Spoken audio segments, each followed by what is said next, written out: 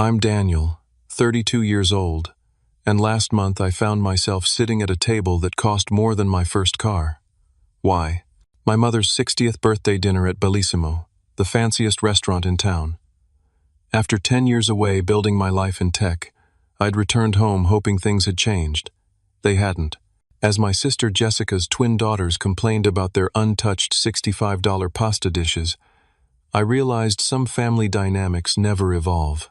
What happened next would finally break a lifetime pattern of inequality. Before I tell you what happened at that dinner that changed everything, let me know where you're watching from.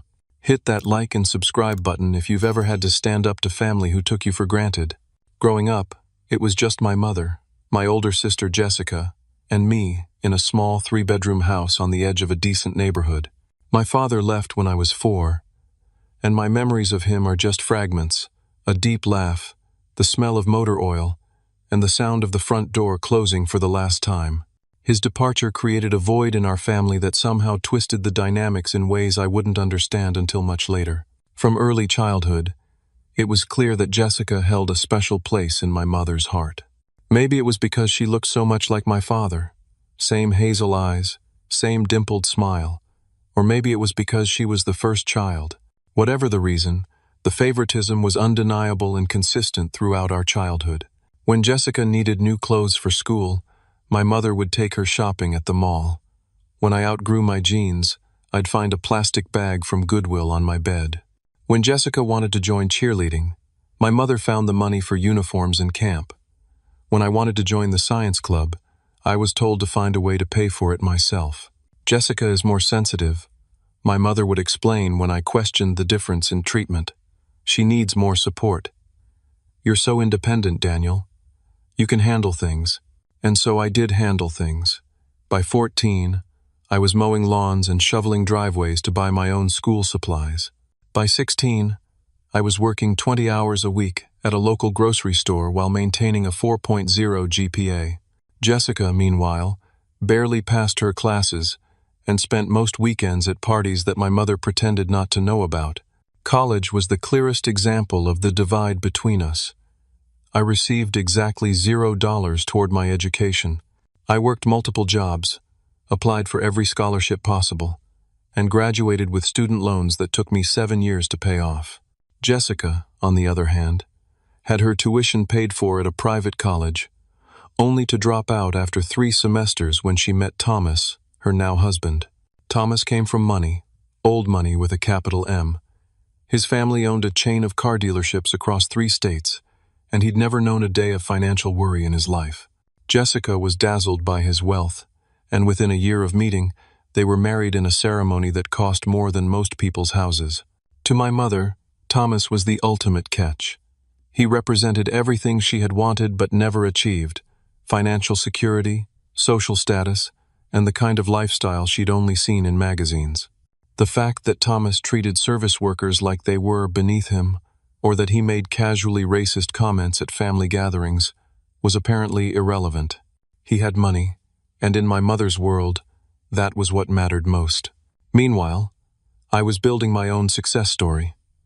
After graduating with a computer science degree, I landed a job at a startup that eventually went public.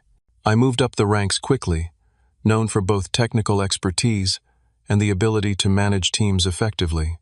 I lived well below my means, invested wisely, and by 30, had amassed the kind of financial security that most people work their entire lives to achieve. But I never flaunted my success, partly because it wasn't my style, and partly because I knew my family would immediately see me as a resource rather than a person. Jessica and Thomas had twin daughters when they were 26, Lily and Zoe. The girls were cute, bright, and utterly spoiled. From birth, they were given everything they pointed at. Want the newest iPhone? Done. Designer clothes for elementary school? Of course. Extravagant birthday parties with pony rides and professional photographers? Absolutely necessary. I tried to be a good uncle despite living across the country. I'd send thoughtful birthday and Christmas gifts, books about science and space, craft kits, museum memberships. I'd try to video chat with them when I could, but Jessica always found a way to undermine my relationship with her daughters.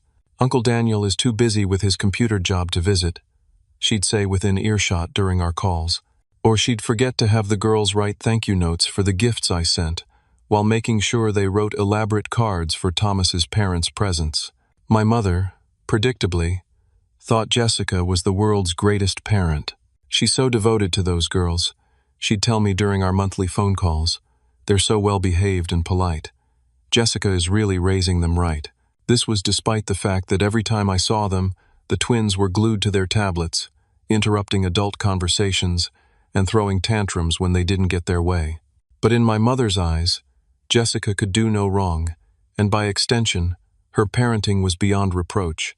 When my mother turned 59, she had a minor health scare. Nothing serious, but enough to make me reconsider my distance from family. Despite our complicated history, she was still my mother. After much deliberation, I decided to move back to my hometown, buying a modest but comfortable house about 15 minutes from her. I told myself it was to be closer in case of medical emergencies, but part of me still hoped for the maternal connection I'd never really had. Jessica was suspicious of my return from day one. "What happened? Did your fancy job fire you?" she asked the first time I saw her after moving back. "No, I'm still with the same company. I can work remotely now," I explained. "Must be nice to have everything handed to you," she said, apparently blind to the irony of her statement.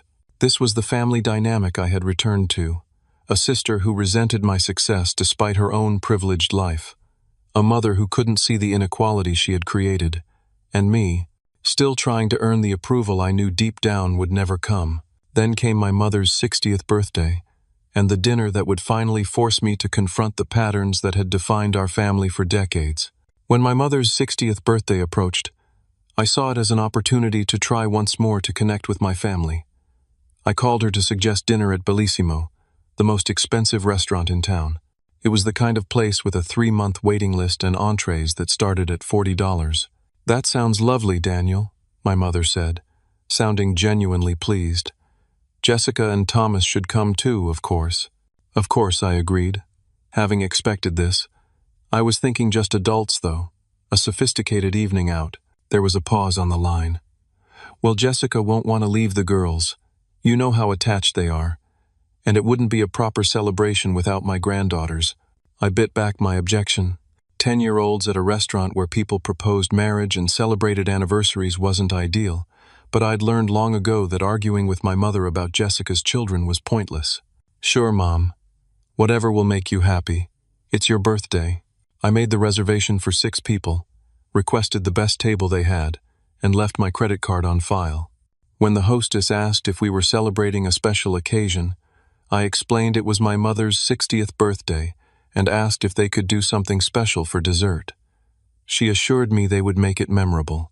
In the weeks leading up to the dinner, I spent hours looking for the perfect gift for my mother. I finally found it in a vintage brooch that resembled one her grandmother had owned, one she'd often talked about missing after it was lost during a move when I was a child. I had it professionally cleaned and placed in a velvet box with a handwritten note.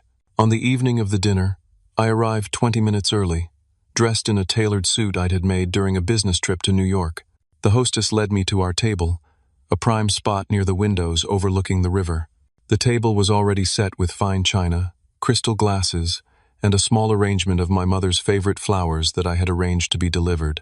My mother arrived 5 minutes late, wearing a new dress I'd never seen before. She gave me a quick hug and immediately asked, "Are Jessica and the family here yet?" "Not yet," I said, pulling out her chair. "You look beautiful, Mom. Happy birthday." "Thank you, dear. Jessica helped me pick out this dress. She has such good taste." I nodded and handed her the small gift-wrapped box. "I got you something. I hope you like it." She took it with a distracted smile. "That's sweet. I'll open it later when everyone's here." We sat in awkward silence for several minutes. I attempted conversation about her garden, her book club, my new house, anything to fill the void, but her responses were perfunctory, her eyes constantly darting to the entrance of the restaurant. Finally, 35 minutes after our reservation time, Jessica, Thomas, and the twins arrived in a flurry of noise and motion. Jessica was wearing what appeared to be a new designer dress, while Thomas was in a casual blazer that somehow still looked more expensive than my suit. The twins, Lily and Zoe, were in matching outfits that seemed far too formal for children their age. "Sorry we're late, Mom," Jessica said, bending to kiss our mother's cheek. The girls couldn't decide what to wear, and then Thomas had a work call. "It's fine, sweetheart. You're here now." My mother stood up to embrace her, her face lighting up in a way it hadn't when I arrived. Thomas gave me a cursory nod. "Daniel, still doing the computer thing?" "Software development, yes," I replied, extending my hand, which he shook with the limp grip of someone who's never had to prove himself. Good. Someone's got to do the tech support, right?" He laughed at his own joke. I turned my attention to my nieces. "Hi, Lily. Hi, Zoe. It's good to see you both."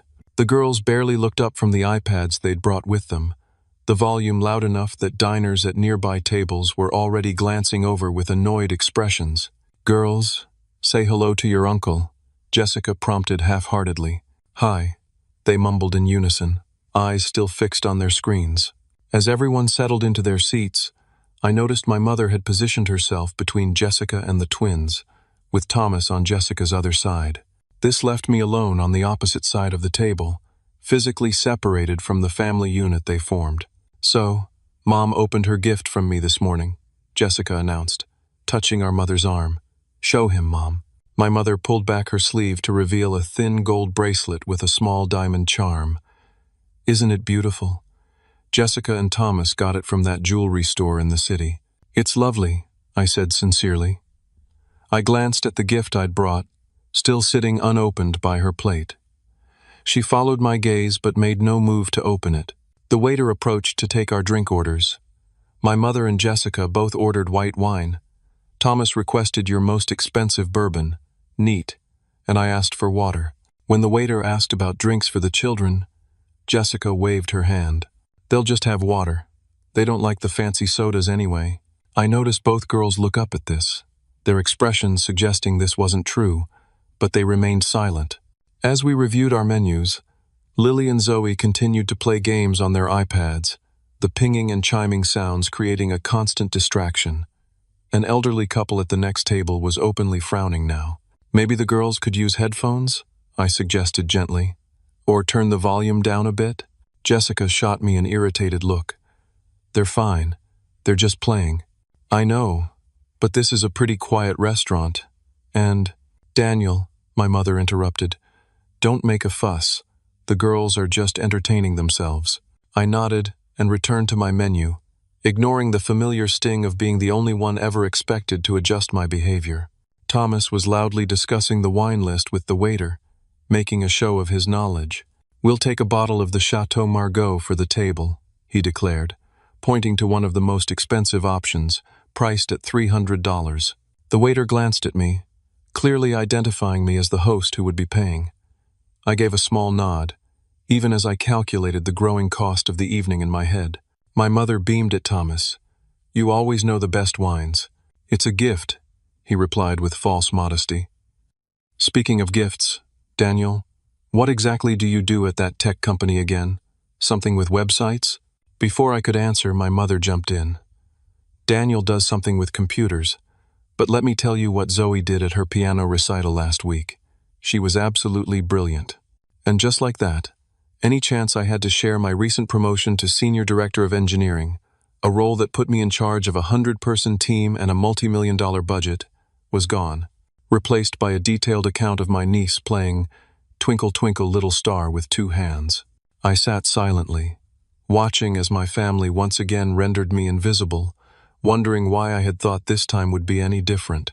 The waiter returned with the wine Thomas had selected and went through the formal presentation ritual. Thomas swirled, sniffed, and tasted with exaggerated movements before declaring it acceptable, though I doubted he could tell the difference between this $300 bottle and something a tenth of the price. As the waiter poured wine for the adults, except me, with my water, he asked if we were ready to order. "I'll have the filet mignon, rare," Thomas announced without consulting the menu again. Jessica studied her options carefully. "The lobster risotto sounds amazing." "Get whatever you want, sweetheart," my mother encouraged. Daniel's paying. She said this without looking at me, as though my wallet was a separate entity from my person. I'll have the duck confit, my mother decided, closing her menu definitively. When it was my turn, I started to say, "The salmon looks—" "Mom, shouldn't you try the prime rib?" Jessica interrupted. "You always say you love a good prime rib." My mother immediately reconsidered. "You're right, Jessica. I'll change to the prime rib." The waiter nodded and made the adjustment without comment, then turned to the twins. "And for the young ladies?" Jessica didn't consult her daughters. "They'll both have the truffle pasta. And can you bring extra Parmesan on the side?" I glanced at the menu again. The truffle pasta was $65 per plate, and from the bored expressions on my niece's faces, I doubted they even knew what truffles were. "Are you sure they'll eat that?" I asked cautiously. "I don't mind taking them somewhere more kid-friendly after this if they'd prefer something simpler." Jessica's face hardened. "They're fine here. They need to learn to appreciate fine dining. I was just thinking they might enjoy." "They're fine," Jessica repeated firmly, cutting me off. "I think it's wonderful that Jessica exposes the girls to sophisticated experiences," my mother added. "When you and Jessica were young, I could never afford to take you to places like this." I bit back the response that rose automatically to my lips, that Jessica had never actually had to work for anything in her life, while I had scraped and sacrificed for every opportunity.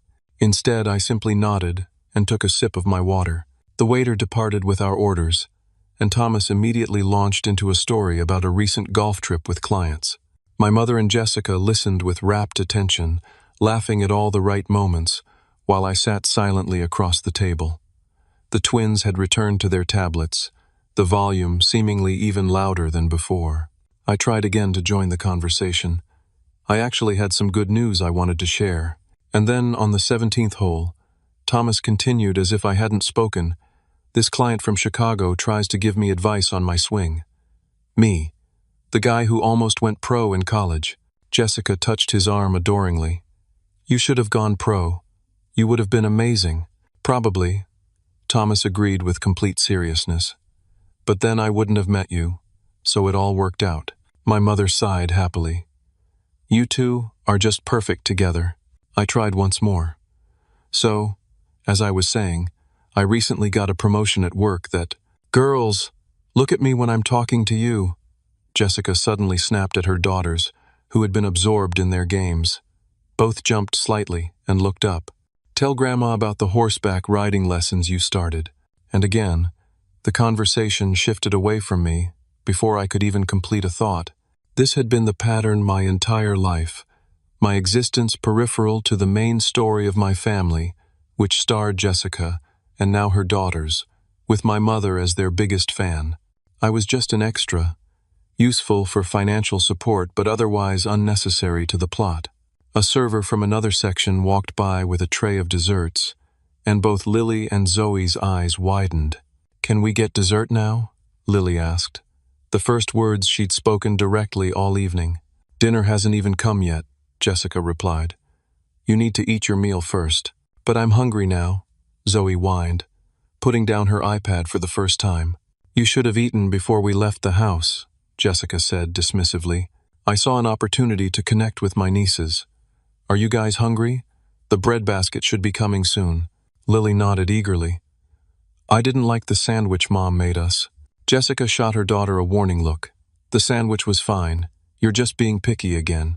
The bread basket arrived a few minutes later, and both girls reached for it immediately. Jessica slapped Zoe's hand lightly. "Ladies don't grab. Wait to be offered."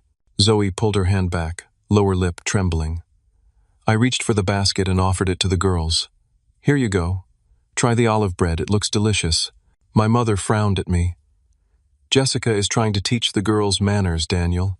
Don't undermine her." "I'm not undermining anyone," I said, keeping my voice level. "They said they were hungry." "You've never had children," Jessica said with a condescending smile. "You don't understand the importance of consistent boundaries." I wanted to point out that her boundaries seemed to apply only when convenient for her, not when the girls were disrupting an entire restaurant with their tablet noise, but I swallowed the comment. "Keep the peace," I told myself. It's just one dinner. The memory of a childhood incident suddenly flashed through my mind. Jessica breaking our mother's favorite vase while running through the house, then tearfully blaming me. My mother had grounded me for 2 weeks without even asking for my side of the story. When I protested my innocence, she'd added another week for lying. It was a small injustice in the grand scheme of things, but it was emblematic of our entire family dynamic. The waiter returned with our appetizers, a seafood platter for the table that Thomas had ordered without consulting anyone.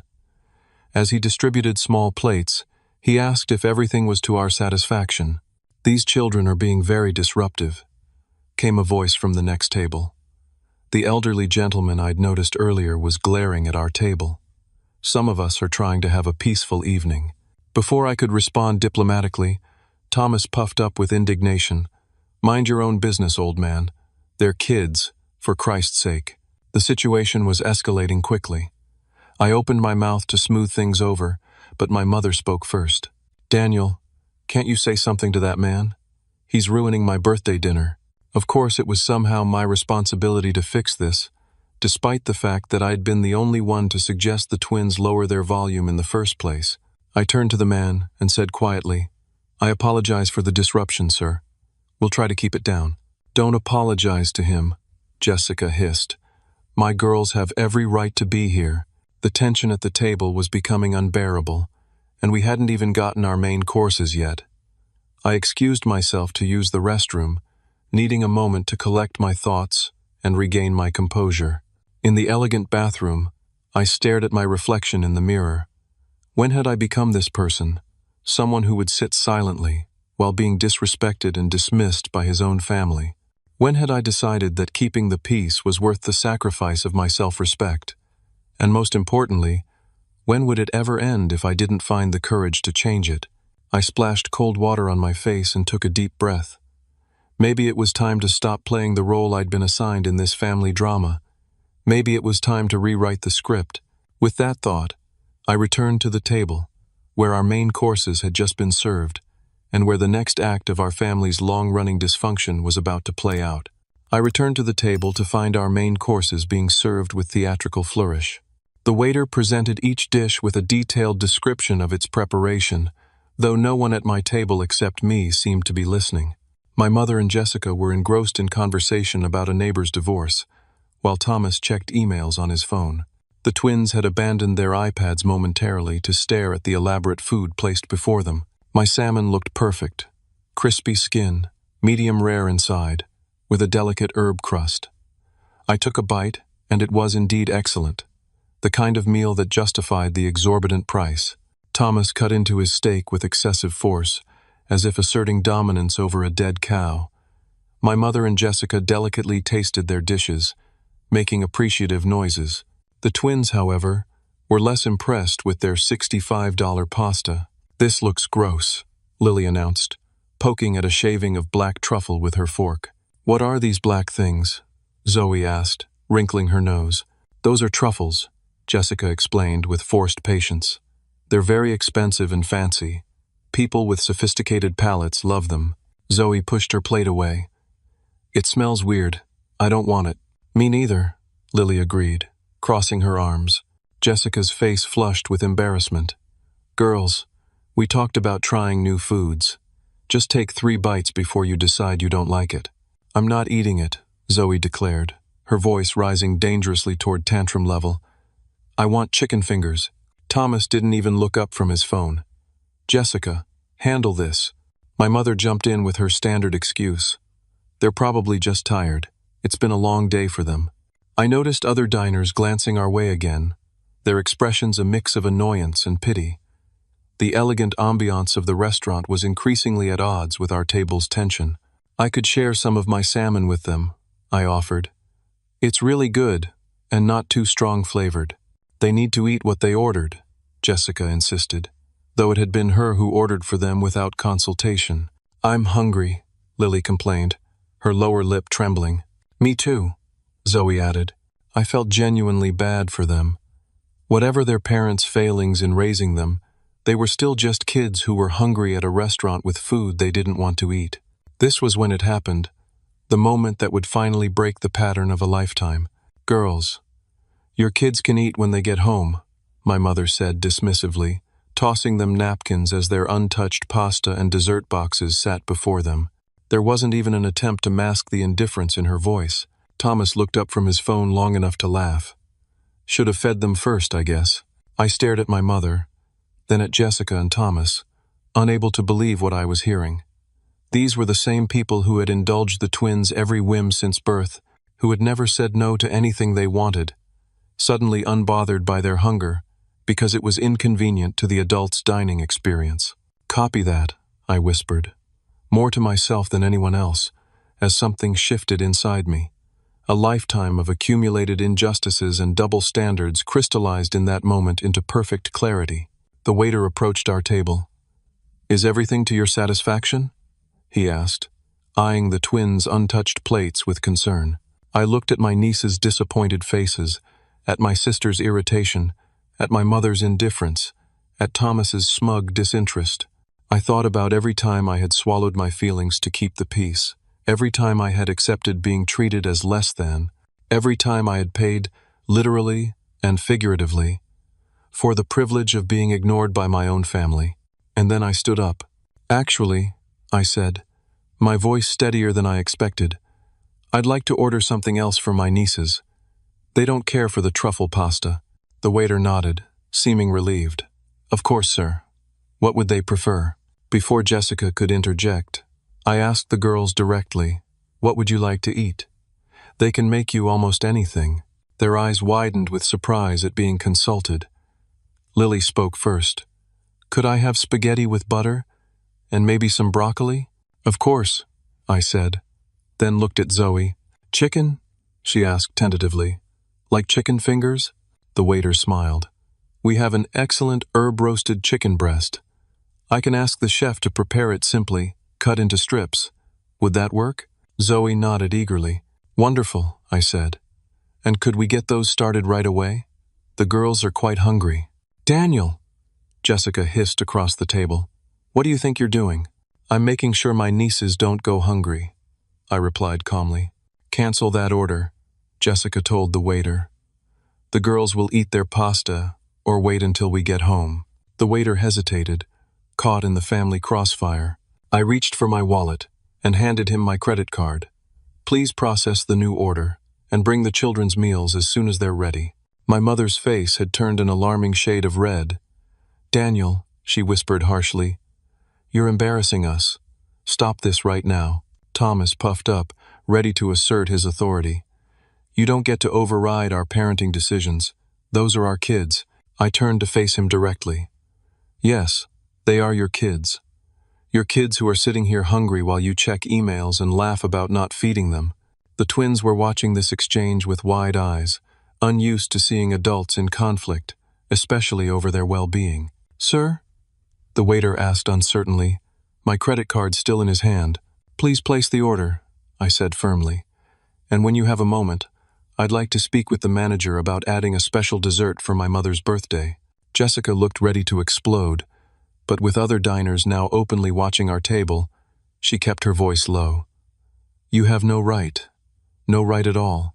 I have every right to make sure children don't go hungry when I can do something about it, I replied, still keeping my voice even, just like I had every right to expect equal treatment growing up.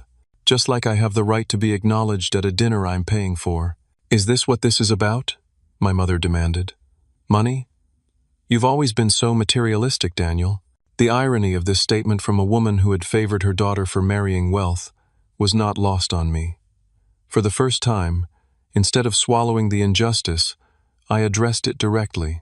This isn't about money, Mom. It's about respect. It's about treating people fairly. It's about 30 years of being the family afterthought, while you and Jessica take and take without ever giving back. That's not true, Jessica protested. Isn't it? I asked quietly. When was the last time either of you asked about my life, my work, my happiness? When was the last time you treated me with the same consideration you expect for yourselves? A man in a suit approached our table, the restaurant manager, judging by his demeanor. Is everything all right here? He asked diplomatically. I nodded. Yes, thank you. There was a misunderstanding about my niece's meals. We've sorted it out now. They'll be having the chicken and the buttered pasta instead of the truffle pasta. The manager nodded, clearly relieved the situation wasn't escalating further. Of course, sir. We'll have those out right away. My mother stood up abruptly. I think we should leave. This dinner is ruined. If that's what you want, I said calmly. The bill is already covered, but the girls haven't eaten yet, and you haven't had your birthday dessert. I don't want dessert, she snapped. I want my son to stop making a scene. I'm not making a scene, Mom. I'm finally speaking up after a lifetime of staying silent. Thomas stood as well, looming over the table in what I assumed was meant to be an intimidating posture. Let's go, Jessica. Bring the girls. Lily looked at her half-full water glass, then at me. But Uncle Daniel ordered us food. And I'm still hungry, Zoe added softly. Jessica was caught in an impossible position of her own making. To leave and admit she was willing to take her hungry children home to prove a point, or stay and concede that I had been right to intervene. Fine, she said through gritted teeth. We'll wait for their food. But this conversation isn't over, Daniel. No, I agreed as everyone slowly sat back down. I don't think it is. The silence that descended on our table was heavier than any I could remember. But for the first time in my life, I felt the weight of family obligation lifting from my shoulders, replaced by the unfamiliar but welcome sensation of standing up for what was right, even if it meant disrupting the careful fiction of family harmony we'd maintained for so long. When the waiter returned minutes later with simple plates of food for the twins, their faces lit up. Thank you, Uncle Daniel, Lily said, picking up her fork. You're welcome, I replied, ignoring the daggers being stared at me from the adult members of my family.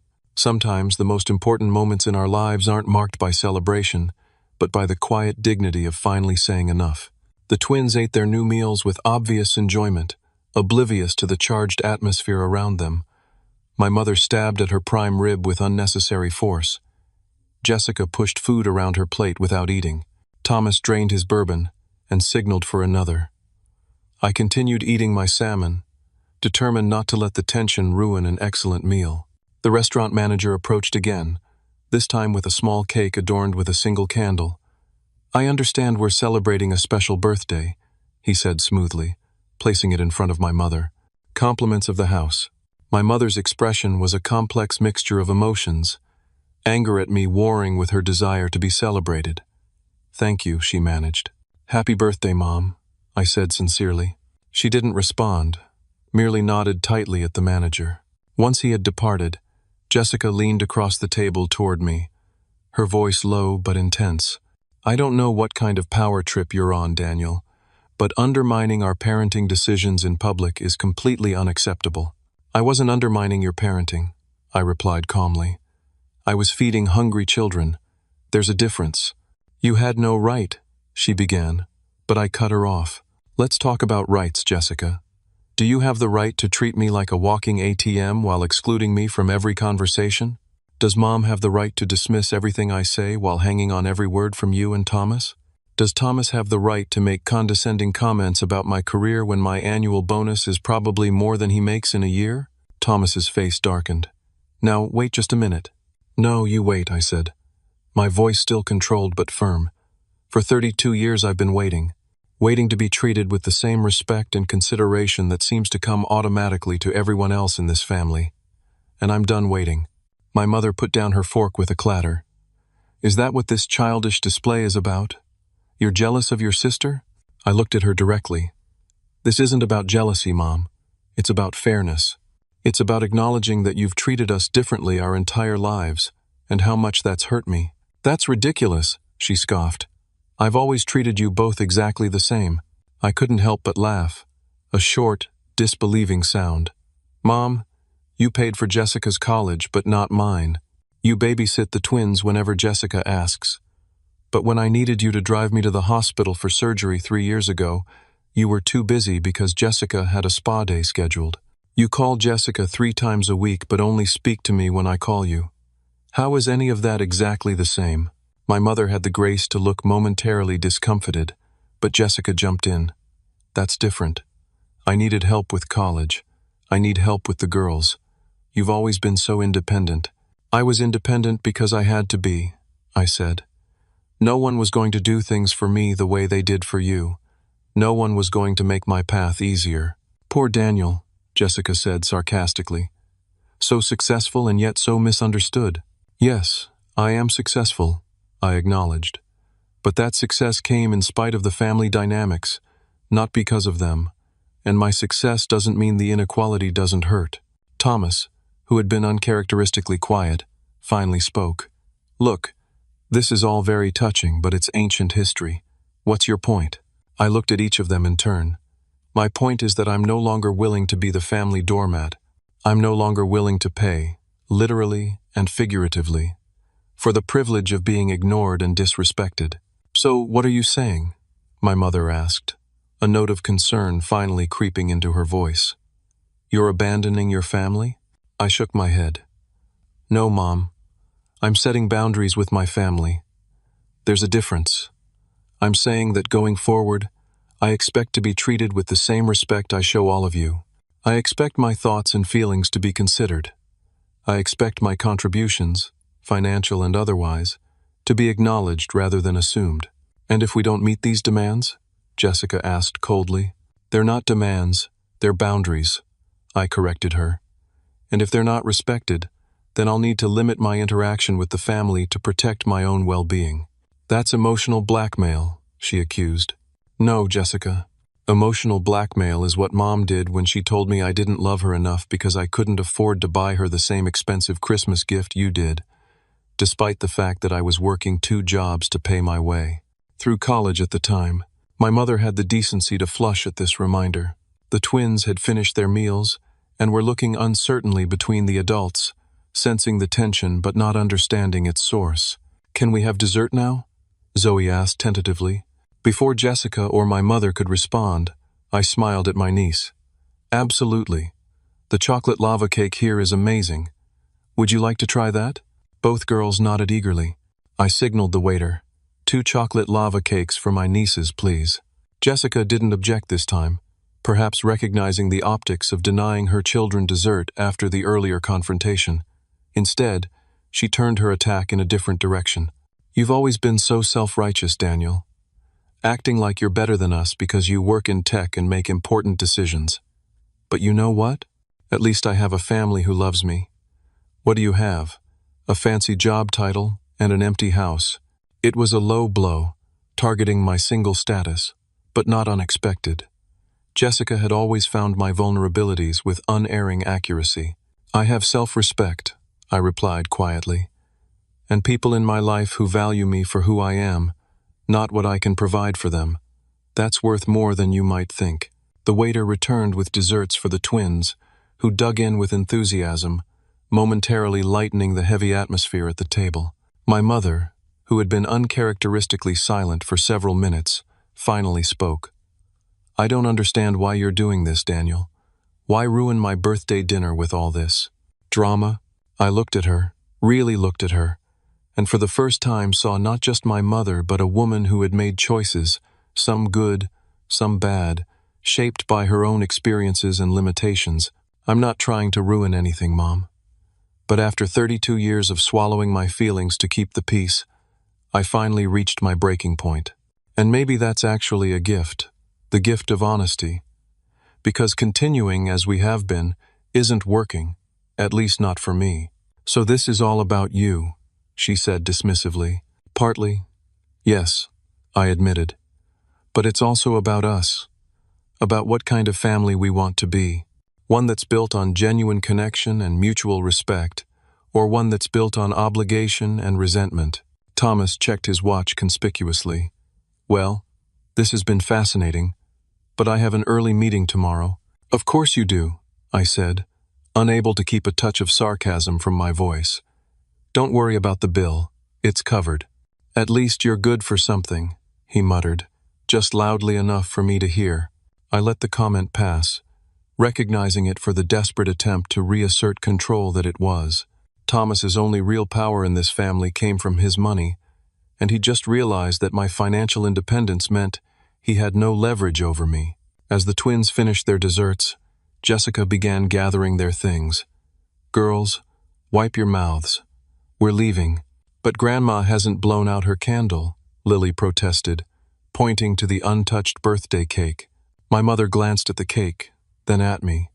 Something unspoken passed between us. A recognition, perhaps, that this birthday marked more than just another year. It marked the end of a family dynamic that had persisted for decades. I don't feel much like celebrating anymore, she said quietly. I signaled for the check, which the waiter brought promptly along with a box for the untouched cake. The total came to just over $800, including the wine and Thomas's expensive bourbon. I added a generous tip and signed without comment. As we all stood to leave, I reached out and lightly touched my mother's arm. Happy birthday, Mom. I hope you know that despite everything, I do love you. She looked at me for a long moment, her expression unreadable. Then she simply nodded and turned away, following Jessica and Thomas toward the exit. The twins lingered briefly. Thank you for the food, Uncle Daniel, Zoe said shyly. And the dessert, Lily added. You're welcome, I replied, smiling at them. I'm glad you enjoyed it. Then they too were gone, hurrying to catch up with their parents, leaving me alone at the table where a family confrontation years in the making had finally played out. I gathered my mother's unopened gift and the boxed cake, feeling strangely light despite the emotional intensity of the evening. Something had shifted, irrevocably, and though I wasn't sure exactly what would come next, I knew that I would never again silently accept the role of family doormat. Sometimes the most courageous thing we can do is simply to stand up and say, enough. The valet brought my car around, and I tipped him generously, partly out of habit, and partly because someone should end this evening better off than they started. I placed the boxed cake and my mother's still unopened gift on the passenger seat and sat behind the wheel for a moment, collecting my thoughts. Through the windshield, I could see my family grouped on the sidewalk about 20 yards away. They were engaged in what appeared to be an intense discussion, with Jessica gesticulating emphatically while my mother nodded. Thomas stood slightly apart, scrolling through his phone as usual. The twins hovered at the periphery, their earlier excitement from the dessert now subdued by the adult tension surrounding them. I had two choices: drive away and let the evening end as it was, or attempt one final conversation. Despite everything, these people were my family. The thought of leaving like this, with so much raw emotion exposed but unresolved, felt wrong. With a deep breath, I got out of the car and walked toward them. Their conversation halted abruptly as I approached. I thought you'd left, my mother said, her tone clipped. I was about to, I replied, but it didn't feel right to end the evening this way. Jessica crossed her arms defensively. What way would you prefer? With more accusations and self-pity? I shook my head. No. With clarity about where we go from here. That's easy, Thomas interjected, finally looking up from his phone. You stay in your lane, and we'll stay in ours. And what lane is that, Thomas? I asked calmly. The one where I pay for expensive dinners but don't get to speak? The one where I'm expected to provide financial support but receive no emotional support in return? No one's forcing you to pay for anything, he retorted, though we all knew that wasn't entirely true. The expectation had been set long ago that my role was provider, not participant. This isn't just about money, I said, fighting to keep my voice level. It's about respect. Jessica stepped forward, her face flushed with anger. You completely undermined my parenting in there. You made me look like the bad guy for not letting my children eat whatever they wanted. How is that respectful? Your children were hungry, Jessica. They didn't ask for caviar or lobster, just simple food they could eat. What kind of mother denies her hungry children food that's readily available, just to make a point about authority? Don't you dare question my mothering, she hissed. You have no idea what it takes to raise children. You're right, I don't, I conceded. But I know what it feels like to be a child whose needs come second to an adult's pride. I know what it's like to go hungry because someone else is making a point. My mother, who had been uncharacteristically quiet, finally spoke. That's not fair, Daniel. We never let you go hungry. I turned to her. Maybe not physically hungry, Mom, but emotionally? Absolutely. Every time you praised Jessica but ignored my achievements. Every time you made excuses for her failures but expected perfection from me. Every time you gave her what she hadn't earned but made me work for what should have been freely given. Your love and support. I've always loved you both equally, she insisted, though her eyes didn't quite meet mine. Love isn't just a feeling, Mom. It's actions. It's choices. And your choices have consistently favored Jessica over me for as long as I can remember. The twins had wandered a few steps away, pretending to be fascinated by a decorative planter, but I could tell they were listening to every word. Jessica noticed too. "Girls, go wait by the car," she commanded. Once they had reluctantly moved out of earshot, she turned back to me. "You know what your problem is, Daniel? You can't stand that despite all your money and success, you're still alone. No wife, no kids, just your fancy job and your big empty house. So you're trying to buy my children's affection to fill the void in your sad little life." It was a deliberately cruel statement, designed to wound me where I was most vulnerable. In the past, I might have absorbed the blow silently, letting it add to the internal scar tissue I'd accumulated over years of similar attacks. But something had changed tonight. "That's not what's happening, Jessica, and I think you know it," I said quietly. "I love Lily and Zoe because they're my nieces, not because I'm trying to fill some void. And yes, I'm single, but that doesn't make my life sad or empty. I have friends who value me. I have work that fulfills me. And most importantly, I have the self-respect to walk away from relationships that diminish rather than enhance my life." Thomas stepped forward, physically inserting himself between Jessica and me. "I think we're done here.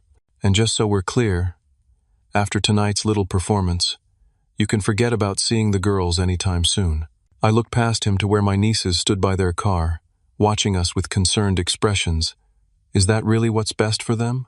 Cutting off their relationship with their uncle because their parents' pride was hurt? "Don't pretend this is about the girls," he scoffed.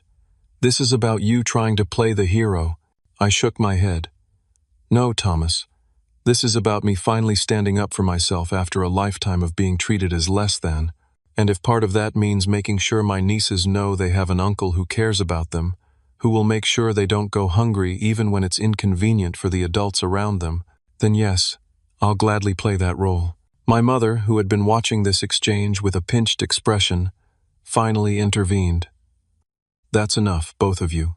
This is still my birthday, and I won't have it completely ruined by this nonsense." I turned to her, feeling a sudden wave of exhaustion. Decades of emotional labor, of swallowing hurt and making excuses for being treated as an afterthought, had taken their toll. "You're right, Mom. It is your birthday, and I genuinely wanted it to be special. That's why I made the reservation, why I arranged for the flowers, why I found a gift I thought would mean something to you." I gestured to her still unopened present, visible through my car window. "But I can't do this anymore. I can't pretend that it doesn't hurt when you treat me like I don't matter." For a brief moment, something flickered across my mother's face. Recognition, perhaps, or regret. But it was quickly replaced by the defensive anger I was more familiar with. "If that's how you feel, maybe it's better if we take some time apart," she said stiffly. "Maybe it is," I agreed, feeling a strange mixture of sadness and relief. "I love you, Mom. I always will. But I need to love myself too, and that means not accepting treatment that diminishes me." Jessica made a derisive sound. So dramatic. "Always have to make everything about you." I looked at my sister, really looked at her, and saw not the confident, superior person she projected, but someone deeply insecure, someone who needed to diminish others to feel adequate herself. In that moment, I felt a surprising wave of compassion for her. "I hope someday we can have a relationship based on mutual respect, Jessica. I really do. Until then, I wish you and your family well." Without waiting for a response, I turned and walked back to my car. As I opened the door, I heard the patter of small feet behind me. "Uncle Daniel?" I turned to find Lily standing there, slightly out of breath from running. Before I could respond, she threw her arms around my waist in a tight hug. "Thank you for the cake," she whispered, "and for making sure we got dinner." I hugged her back, careful not to let her see the sudden moisture in my eyes. "You're welcome, sweetheart. That's what uncles are for. Lily, get back here right now. Jessica's sharp voice cut through the moment. Lily pulled away reluctantly. I have to go. I know, I said, crouching down to her level. But remember, you can always call me if you need anything. Anything at all. She nodded solemnly, then turned and ran back to her waiting parents. I watched as they loaded the twins into their luxury SUV and drove away without a backward glance. My mother remained on the sidewalk, a solitary figure, under the restaurant's elegant portico lighting. Our eyes met briefly across the parking lot, and I raised my hand in a small wave. After a moment's hesitation, she returned the gesture, a minimal acknowledgement, but more than I had expected. Then she too turned away, walking toward her car with the slightly stooped posture that had become more pronounced in recent years, a physical reminder of the passage of time that tonight's confrontation had brought into sharp relief. I got into my car and sat for a moment in the quiet darkness, exhaling deeply as the events of the evening washed over me. The dinner had cost me $800 and possibly my relationship with my family. As I started the engine and pulled out of the parking lot, I wasn't sure if I had lost everything or finally found myself. Driving through the familiar streets toward my empty house, I felt an unexpected sense of peace settling over me. For the first time in my life, I had spoken my truth without apology or compromise. Whatever came next, I would face it as a person who had found the courage to stand up for himself, to demand the respect he deserved.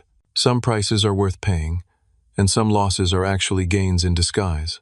As I pulled into my driveway, I realized that tonight's confrontation had given me something no amount of family approval ever could, the knowledge that I was finally free from the need to seek it. 3 months passed in a strange, suspended silence. No calls from my mother, no texts from Jessica, no invitations to family gatherings. The vintage brooch I had so carefully selected for my mother's birthday remained in its velvet box on my mantel, a tangible reminder of a relationship in limbo. At first, the silence was deafening. I would find myself reaching for my phone to call my mother, a lifetime habit of seeking reconciliation not easily broken. But each time, I stopped myself, remembering the look on her face in the restaurant parking lot, not anger or hurt, but something more troubling, indifference. The first week was the hardest. I questioned my actions constantly. Had I been too harsh, too selfish, too dramatic, as Jessica had accused? I replayed the dinner conversation in my mind, examining it from every angle, searching for the point where I could have steered things differently. But as the days turned into weeks, something unexpected happened. The fog of family obligation began to lift, revealing a landscape of possibilities I had never fully seen before. Without the constant drain of one-sided relationships, I found myself with emotional energy to invest elsewhere. I joined a local hiking group and discovered the meditative peace of mountain trails at dawn. I accepted dinner invitations from colleagues I'd previously kept at arm's length, finding unexpected connection in shared interests beyond work. I volunteered at a youth coding program, teaching kids from disadvantaged backgrounds the skills that had given me my own path to success. And I started therapy, something I'd considered for years but always dismissed as unnecessary. Dr. Patrice, a compassionate woman with keen insights, helped me understand that the patterns in my family weren't my fault, but they also weren't my burden to fix. Families are systems, she explained during one particularly illuminating session. When one part of the system tries to change, the other parts will resist, often fiercely. That doesn't mean change is impossible, just that it requires everyone's participation. And if they're not willing to participate?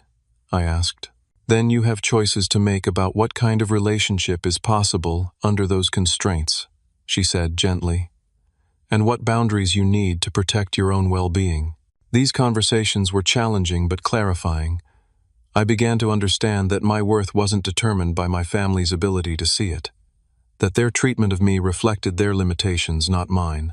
That love without respect is ultimately unsustainable. 6 weeks after the restaurant confrontation, I received an unexpected text message, not from my mother or Jessica, but from Lily. Hi, Uncle Daniel. This is Lily. I'm using Mom's old phone to text you. Thank you for standing up for us at dinner. Mom and Dad were mad, but Zoe and I thought you were brave. Miss you." I stared at the message for a long time, a complex mixture of emotions washing over me. Pride that my niece had recognized the difference between authority and courage, concern that she felt the need to contact me in secret, hope that the bonds of family might be more resilient than I had feared. I replied carefully, "Hi, Lily. I miss you and Zoe too. I'm sorry things are difficult right now between the grown-ups in our family, but I want you to know that no matter what, I love you both, and I'm always here for you. Be good to your parents, even when it's hard. And remember that sometimes people who love each other need time to figure things out." She sent back a simple heart emoji, and though I waited, there were no further messages. I hoped she understood that I was trying to support her without undermining her parents, walking the delicate line between maintaining my own boundaries and avoiding putting her in the middle of adult conflicts. At the 2-month mark, I decided to send my mother a brief, non-confrontational email. "Mom, I hope you're doing well. I wanted you to know I'm thinking of you. If you'd like to talk sometime, I'm open to that. Love, Daniel." No response came, and I told myself I was okay with that. Healing couldn't be rushed, for any of us. Then, 3 months to the day after the restaurant confrontation, I was pushing a cart through the produce section of Whole Foods when I heard a familiar voice. "Daniel?" I turned to find my mother, standing by the organic apples, a shopping basket over her arm, looking somehow smaller than I remembered. "Mom," I said, surprised but composed. "How are you?" "I'm fine," she replied, her eyes darting from my face to her basket and back again. "Your hair is different." I ran a hand through my hair, which I'd recently cut shorter than I'd worn it in years. "Yeah, thought I'd try something new." An awkward silence fell between us, filled with the mundane sounds of the grocery store, the misting system over the vegetables, the distant beep of checkout scanners, the low murmur of other shoppers. "I got your email," she finally said. "I wasn't sure," I admitted. "I didn't know how to respond." She adjusted her grip on the shopping basket. "I'm not good at talking about difficult things." "I know, Mom." Another silence, but less strained this time. "Jessica says you're trying to turn the girls against her," my mother said abruptly. I sighed. "I've had exactly one communication with the girls since the dinner, Mom. A text from Lily that I responded to respectfully, encouraging her to be good to her parents. That's it." She nodded slightly. "Perhaps accepting this, perhaps not. Thomas wants to cut you off completely. That's his prerogative," I said calmly. "But it would be a shame for the girls." "Yes," she agreed unexpectedly. "It would." She shifted her weight from one foot to the other, clearly uncomfortable. "Your birthday is next month." The statement surprised me. My birthdays had rarely been acknowledged with more than a perfunctory call in recent years. "Yes, it is," I confirmed. "I was thinking maybe we could have lunch, just the two of us."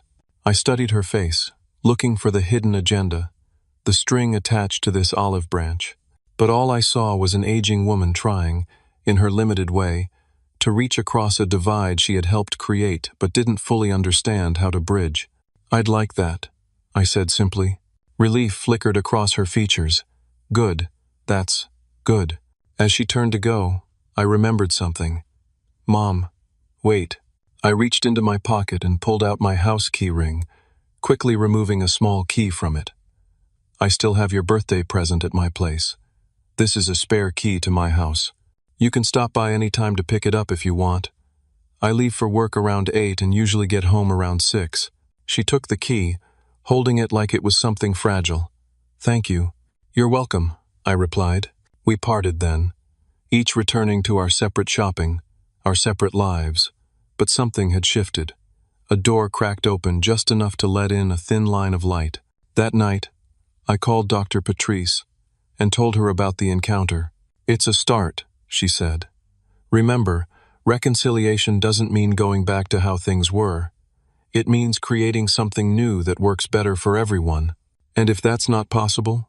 I asked. "Then you continue building a life that honors your worth, with or without their participation," she replied. "But give them the chance to be part of the new story, if they're willing to try. Over the next few weeks, small changes accumulated. My mother used the key I'd given her, coming by when I wasn't home to collect her birthday gift. She left a note thanking me for the brooch, saying it reminded her of happy times with her grandmother. Jessica didn't reach out directly, but Lily and Zoe sent me drawings in the mail, their mother's tacit acknowledgement of our connection, even if she wasn't ready to engage personally.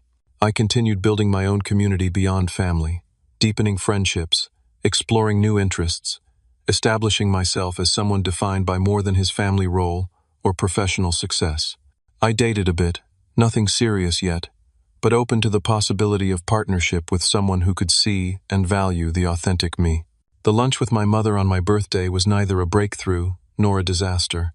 We kept the conversation light, avoiding the deeper issues that still lay between us. But when the check came, she insisted on paying, a small gesture that nonetheless acknowledged my years of financial contribution to family gatherings. "I've been thinking about what you said," she told me as we waited for her credit card to be processed, "about actions showing love, not just feelings." I nodded but didn't speak, giving her space to continue. "I might not always get it right," she said hesitantly. "I'm set in my ways, but I'm trying to see things differently." It wasn't an apology, exactly, but it was an acknowledgement, and for now, that was enough. True healing, I've learned, isn't linear. It comes in fits and starts, in small moments of recognition and tentative steps toward change. Some days I still feel the sting of old hurts. Other days I'm amazed at how far I've come. What happened at that birthday dinner 3 months ago didn't instantly transform my family, but it transformed me. It taught me that standing up for yourself isn't selfish, it's necessary. That healthy relationships require mutual respect and boundaries. That sometimes the bravest thing you can do is simply say, "This isn't working for me." I don't know what the future holds for my relationship with my mother and sister. We're in uncharted territory now, slowly finding our way towards something that might be healthier or might simply be more limited. Either way, I'm at peace with my part in the story, the part where I finally found the courage to stop accepting less than I deserved. Sometimes families break and reform into something different but stronger. Sometimes the cracks remain, a visible reminder of what happened but no longer threatening the foundation. And sometimes, the act of standing up for yourself is its own reward, regardless of how others respond. What about you? Have you ever had to stand up to family who took you for granted? How did you find the courage to say enough is enough? Share your story in the comments below. And if this resonated with you, hit that like button and subscribe for more real-life stories about finding your voice and setting boundaries. Remember, your worth isn't determined by others' ability to see it, but having the courage to stand up for that worth can change everything. Thank you for listening, and until next time, take care of yourself. You deserve it.